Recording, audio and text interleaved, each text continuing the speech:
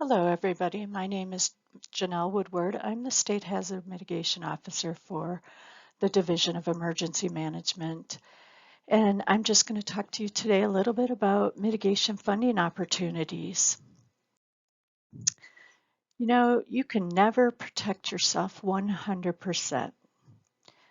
And just like this slide says, what you can do is do as much as you can, as much as is possible, and mitigate or reduce your risk to an acceptable degree, but you can never remove all of your risk. And so that's just a note to add in there for mitigation. Did you know that investing $1 in mitigation before something happens saves $6 on future disaster losses? That's an incredible amount of savings when something happens. Uh, Mitigation has developed a form that is a notice of interest. This lets our mitigation staff know what your project ideas are so that we can discuss them with you. They can be submitted anytime throughout the year, and they're located on our website. And just a note, submission of an NOI or notice of interest does not commit you to apply for a project. It's just showing your interest. So let's talk about hazard mitigation assistance. Hazard mitigation assistance refers to the many different grant programs that FEMA has for the mitigation program.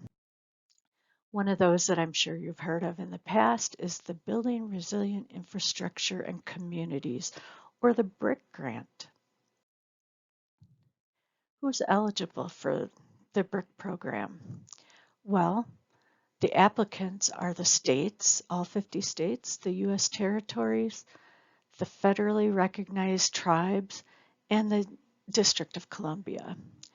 But sub-applicants are the local governments, Indian tribal governments, state agencies, and tribal agencies who can all submit for a BRIC application. Capability and capacity building is one of the projects or one of the categories that are included in the BRIC program. These include projects for building codes, partnerships with other agencies, project scoping, and planning. All of those fall into the capability and capacity building. So I always suggest that everybody look at the NOFA for general information on project eligibility, because that'll tell you what all the rules are for a specific program. But HMA came out with a new guidance, March 23rd of 2023. And so that's the current guidance that we're using. It does a really good job of laying out the different projects that are eligible. And then also the project scoping, which is really seed money in order to help you develop a project. Maybe you know what your issue is, but you're not quite sure how to deal with that or what the best answer to that problem would be. So the project scoping allows you to come up with that and develop your BCA or your benefit cost analysis.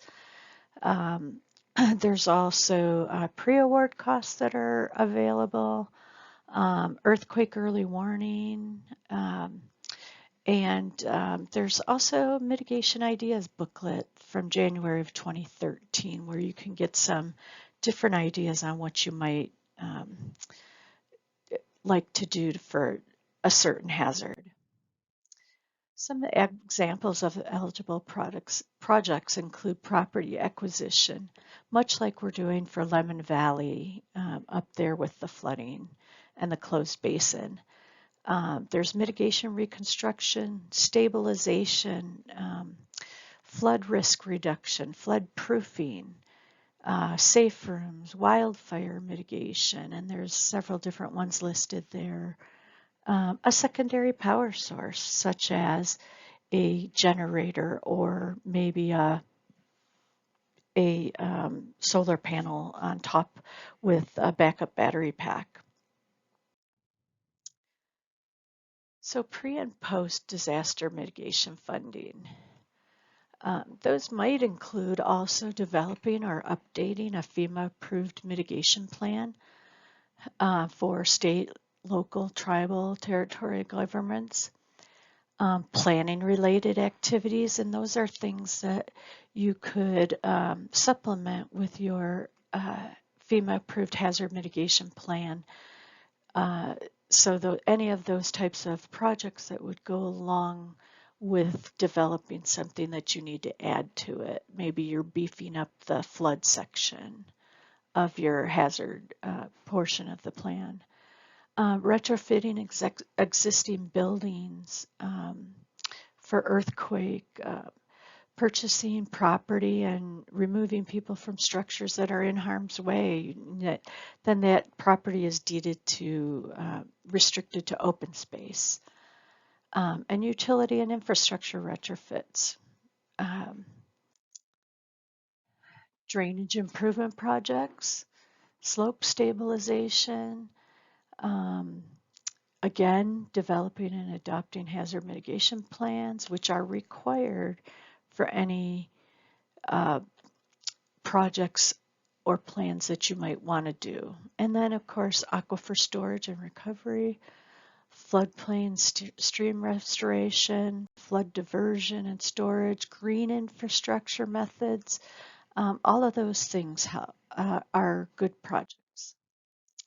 So projects, in order to get a grant with HMA, it must be cost effective. It needs to be feasible and effective at mitigating the risk of the hazard. And it must comply with all environmental planning and historic preservation laws and regulations. So how about FMA, or flood mitigation assistance? The purpose of FMA is to reduce or eliminate risk of repetitive flood damage for those people who have the National Flood Insurance Program participants.